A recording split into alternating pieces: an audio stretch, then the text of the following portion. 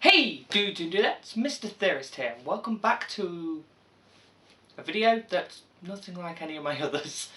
Yeah, kind of like my Pokemon conspiracy video, where it's possibly a one-off, maybe not, kind of depends on the view counts it gets, where I'm kind of doing like a solo version of my ramble reactions, where instead of me watching a movie and then instantly coming home and making a video giving you my instant thoughts on the movie and then discussing it with my housemate, this is kind of like, I've seen a movie a couple of days ago, thought about it, and I'm making a video and giving you my thoughts.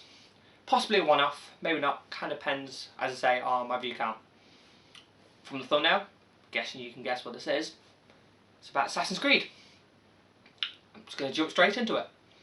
As you can tell behind me, I've got most of my games up. I'm a fan of the Assassin's Creed games, and I guess that kind of gives me a swayed opinion, but I would say the same view that anyone who watches the Assassin's Creed movie and they didn't like the Assassin's Creeds, then again they could have a swayed opinion on the opposite side.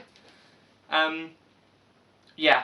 I'll get out of the way first. My thoughts on how you should really review a gaming movie, or possibly even like a book that's been turned into a movie, is you kind of, on some level, have to be a fan or seen enough of the source material to get a gauge on what the movie's meant to be. Because it's all well and good kind of giving, like, watching it as just a movie and giving a review that way. But I feel that the movie itself should earn props for sticking to the source material and how well it sticks to the source material. Which, personally, for me, playing almost every Assassin's Creed game, I think it, even though it's a bit of a yeah, as a movie, as a video game movie, I think it works very well. I think it sticks to the source material quite well, and the subtle changes it makes to what the games have done were really clever. Spoiler alert, while we're talking about plot, maybe not the entire plot, but bits of the plot. So if you haven't seen the movie, this is your spoiler warning to either go away, watch the movie and come back, or if you don't mind about spoilers, awesome. Okay. Beginning of the movie opens up and we get very much a Desmond Miles style character of someone who either doesn't know about the Assassin's Creed or doesn't care, gets pulled in by Obsergo and basically used for his memories to find the Apple of Eden. Very much the first game. And just like the first game, through repeated process of going into the memories, the bleeding effect happens. And this is one thing that I felt, when I watched the trailer, I was really dreading, just because of how much I love this series, is when they showed us the Animus. But in the movie, it's an arm that picks you up as you go through the memories, and I was just like, what? The whole point is the Animus, it's like a bed you lie in, and then you go through the memories. But as a video game, it works for the whole concept of the bleeding effect, because it's just a quick way of our main character learning about our secondary character and gaining the abilities of that secondary character, so in the present he can use them again. But in real life situation, like, how would that be possible? Yes, you can gain the memories of your ancestor, and see them do the skills, but then how would the skills work for you? But say that if it was an arm that would lift you up, and then the memories would be projected in front of you, and you would kind of be conscious but kind of not, and your body would want to do the actions, so when someone comes at you with a sword and you block the sword, you're able to take it from them and kill them, your body is doing that action and that movement, and this becomes muscle memory for your body. So not just that you think and you learn with your mind, but your body's also learning at the same time. I think this was a great change, because it makes more sense than just lying there and the bleeding effect just happens and you can automatically do the skill, because your body wouldn't be ready to do it, which I thought was awesome. Apart from that, they basically did everything the games have done. The chopping off of the finger so that the blade can come out. And also to prove your allegiance to the creed and your dedication. Awesome. They made me squee. I'll have to admit it, I did squee during the movie when they did the when they talked about the creed and the oath that you have to go through.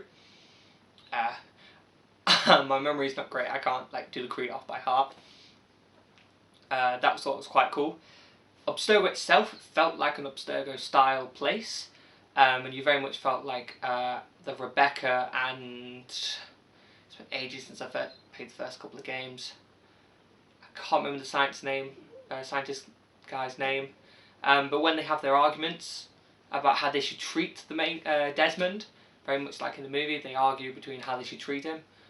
Cool. Yeah, just everything about the movie, it just screamed someone who knew what they were doing, to the point where when they were climbing up a really tall building in the movie, when they get near the top, they do the eagle vision where you feel like you're on eagle and you're panning around the city, seeing the whole cityscape. Oh, it was just so good. And then at the end of the film, where the Grand Masters all meet and they all look like the Grand Masters, and they got the actual the Templar crosses on them, and oh, it was so good. Yeah, I know I'm showing I'm a fanboy of the Assassin's Creed, and that's why this isn't really a review, because as my argument is that unless you are kind of a fan, or at least know the source material well enough, can't really do a proper review on it. I would say the same for books that have been turned to movies as well. I think that even though there are a lot of people that basically hate the Twilight universe, I feel that unless you're kind of a fan or know them, then yeah, I don't think you can bash on it as badly as, say, a fan who watched the movie and was like, this is awful. Because then they'd be like, yeah, they didn't do this, they didn't do that, didn't do that. And I think it's the same here. Yeah. As a movie, as I said, it's but as a video game movie for Assassin's Creed, it gains those points because it hits all those things an Assassin's Creed movie should have in it, which I thought was awesome. So yeah, my overall thought is, if you are totally not a fan of Assassin's Creed, you played some of the games and you thought, it's not really my cup of tea, probably don't go see this. Because yeah, as an action movie, it's a bit if you are a fan, I recommend you go out and see it. If you are a fan, you've already seen it, and you yourself was a bit let me know. Tell me what you thought was not great about it. I'm out of glass eyes, and maybe in a few weeks where I bump into someone who has seen it and is a fan, will be like, yeah, there was this problem and this and this. I might then go, But yeah, this is kind of like my week later kind of thoughts on the movie. Yeah, I did enjoy it.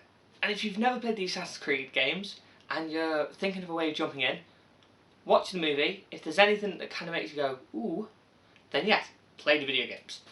Or just go and play the video games because they're fun. Even Unity, where it's got many, many faults, I still think it's a fun game. Yeah, guys, that's my thoughts, Mr. Theorist thoughts on Assassin's Creed. If you like this video, hit the like button. Comment, tell me what you think. As I say, if you're a fan, let me know. If you thought, if you're not a fan, and you went to see it, and you were like, actually, this kind of opened my eyes and made me think, yeah, I might go play these Assassin's Creed games. Awesome. Kind of what these video game movies are, as well as raking in the cash for the studios. Oh, on a side note, I've heard it's kind of like a flop, the movie has been, money-wise, so they probably won't be doing any sequels. It's kind of sad, because I was really hoping for sequels. I felt that they were laying down the groundwork to do some of the deeper stuff that's in the Assassin's Creed universe. Like this first game kind of set up the idea of the secret messaging. Spoilers for the first game, if you haven't played it, and it's over a decade old now, isn't it? Yeah, the first game basically was very simple, but then set up a lot of the deeper stuff. I felt that this movie was basically doing a basic movie that was setting up a lot of the deep stuff. I wish they do. I hope they do sequels. They probably won't, but I hope they do. It would be really fun. Anyway, yeah. Let me know in the comments. Tell me what you think. As I say, depending on the view count, I might do more of these Mr. Theorist Thoughts videos. And if you would, guys, please, if you haven't already, subscribe. And until next video, I'll see you guys later. Bye!